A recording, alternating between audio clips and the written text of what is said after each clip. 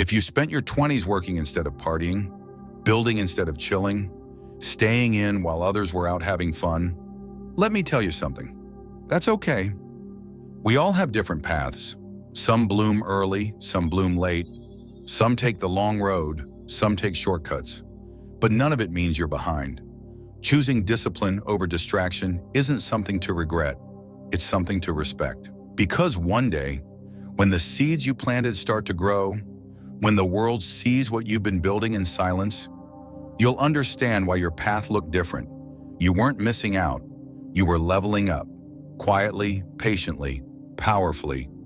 Remember this, you're not late. You're just on a different timeline. There's no universal script for life.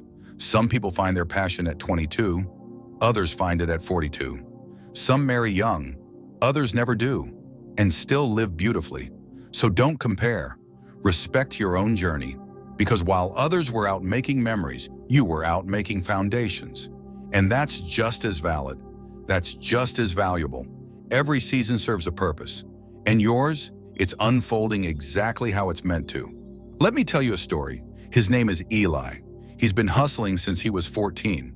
While most kids were asking for allowance, Eli was already earning his own. Printing shirts, helping out at a nearby store, offering to fix computers at school. Anything just to make a little extra. Not because he wanted to buy cool things, but because his parents couldn't afford much. And he knew, if he wanted to go to college, he'd have to fund it himself. So he did. Fast forward a few years, he gets into university. But while other students are joining orgs, going on road trips, worrying about deadlines, Eli's balancing three worlds: studying, working 2 part-time jobs, and building a startup from scratch in the cracks of his schedule. And still, he smiles through it. He has this best friend, Jake. Jake always tells him, "Bro, you're in your 20s. Have fun. This is the only time in your life you'll be this free." But Eli, he'd always just smile and say, "I'll have fun later. I need to build my future now."